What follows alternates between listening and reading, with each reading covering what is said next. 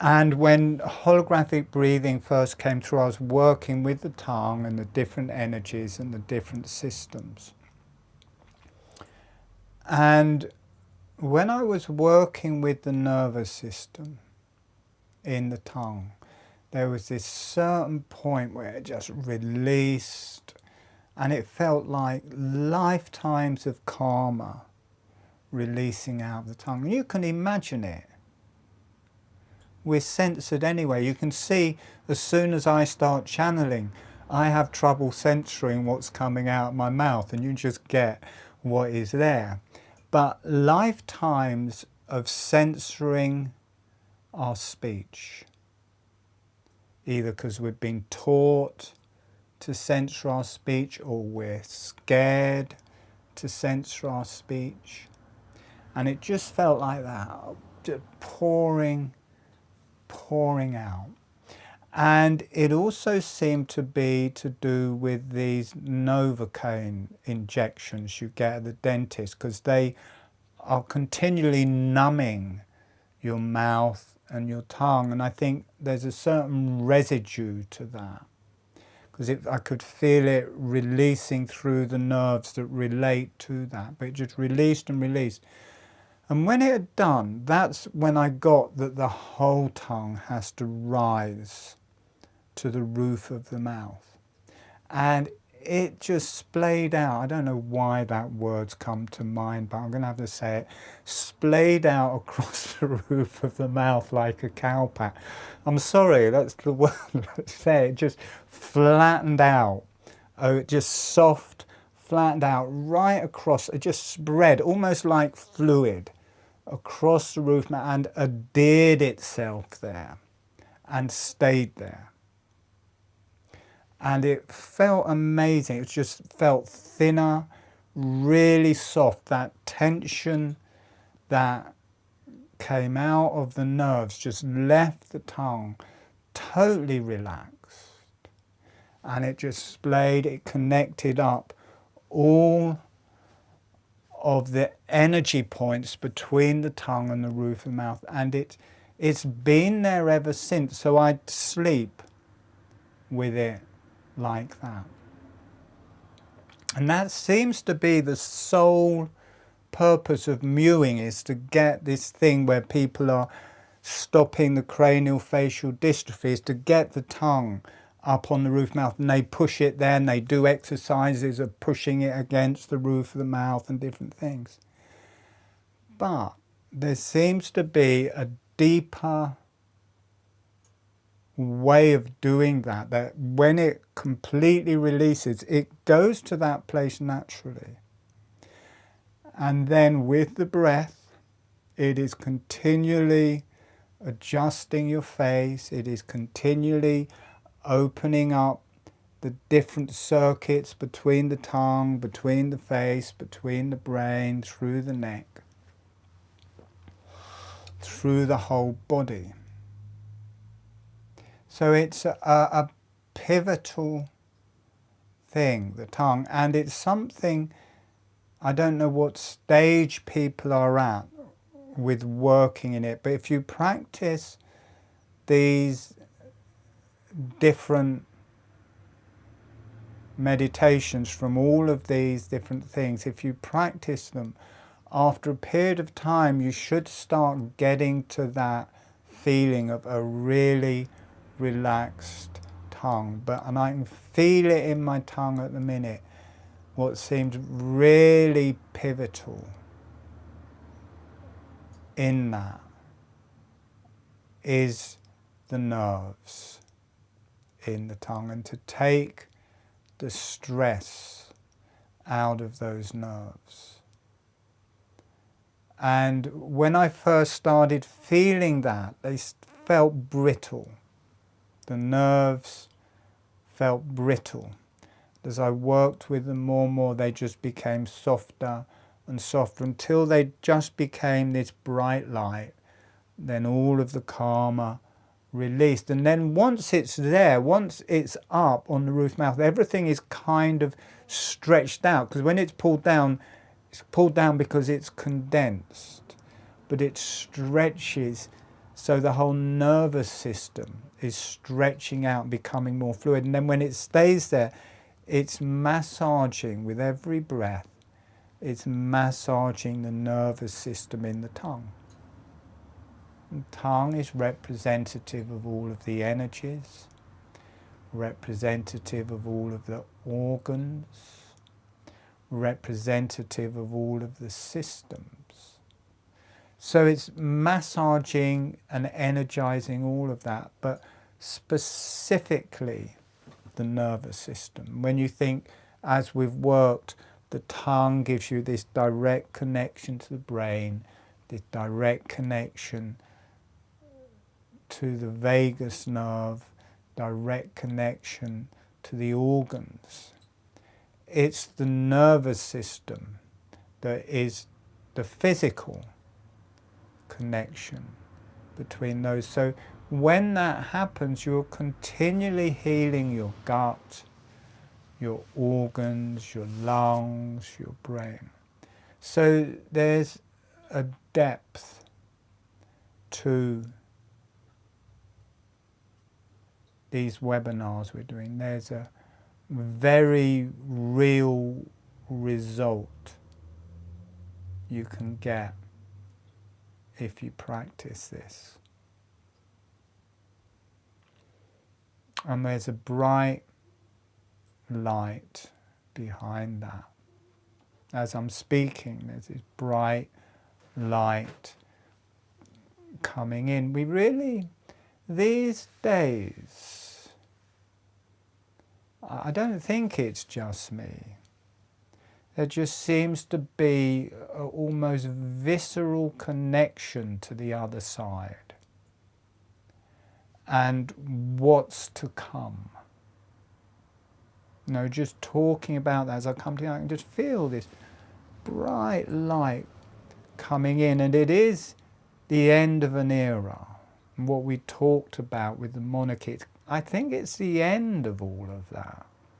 I think it's the end of these big companies or us being dependent on these father figures or mother figures that we put out. So there's a bright light, and it's like evolution. It also even feels like it's to do with other planets. It's as if other intelligent systems are watching us, and this spiritual energy, it is from the higher energies, but it's connected through the whole universe and all planets, and that way it's connected to other civilizations on other planets. And if you consider it to be holographic breathing, I can't see how it cannot be that. Because in a holographic universe, Earth doesn't stand alone. It's part of all of the planets. And why would a certain spiritual energy just come to Earth? I mean, how small is that when you consider the immensitude, there's another new name, the immensitude of the whole universe. Why would the spiritual energy just come to Earth? We think of ourselves, not just ourselves as a person, but ourselves as a planet, as quite isolated.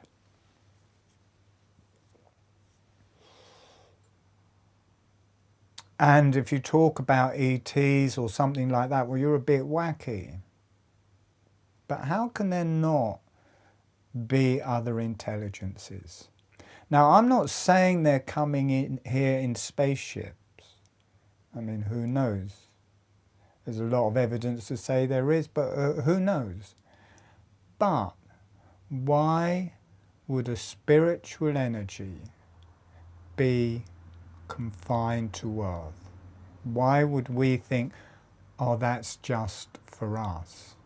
And then you put it in that size, because as I feel it coming to me, it definitely connecting with other planets and their evolution.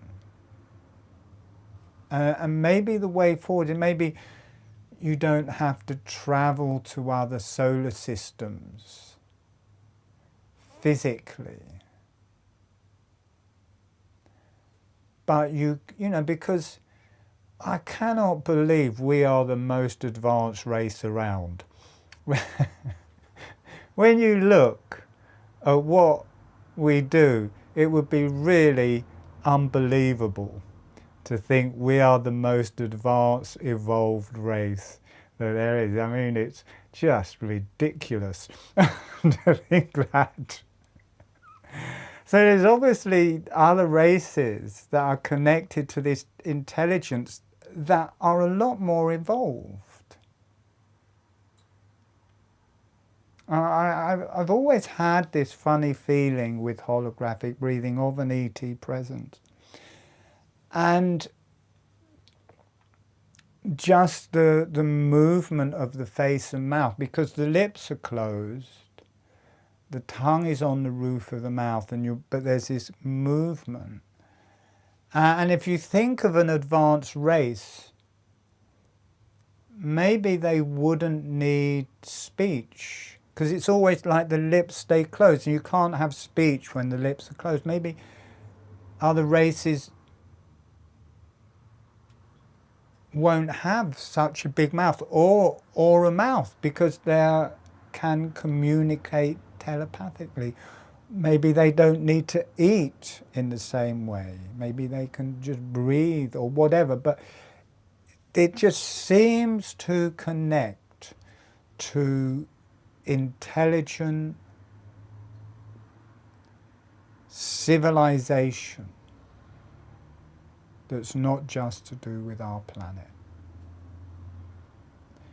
And the spiritual energies that come through also, how could they just be? And maybe there are just spiritual energies for this planet. But I kind of doubt it, really. Maybe people who lived here and evolved and have gone to the other side, maybe they're keeping a watchful eye and just more in this planet, but like just an energy, just a divine intelligence. I think maybe it's a bit more expansive, but whatever. The energy that's coming through to do with the tongue and higher energies to do with the tongue seems to be all encompassing and larger than our reality, larger than our concept of evolution, larger than this earth. And we could really do with some good advice from somebody else who's maybe got a different way of doing it. So if you're open to that, it seems to be there and available. I wasn't expecting that, but it seems to be there and available. If you're not open to that, you just do it in your own way. It really seems to be, we are adults tonight. You don't have to believe what I'm saying. I'm saying it. You don't have to take it on as real. You don't have to make me daddy. You don't have to make me the important person, the one who knows it. But believe me, I don't. I really don't. I just make it up as I go along. I don't make it up. I just start speaking and it just comes. So, you can listen to what I'm saying and listen to it with your own intelligence. In the same way people may put the monarchy on a pedestal, you don't have to do that with me. I prefer you didn't do that with me. I prefer you were free, have your own brain, can think for yourself, have your own judgments.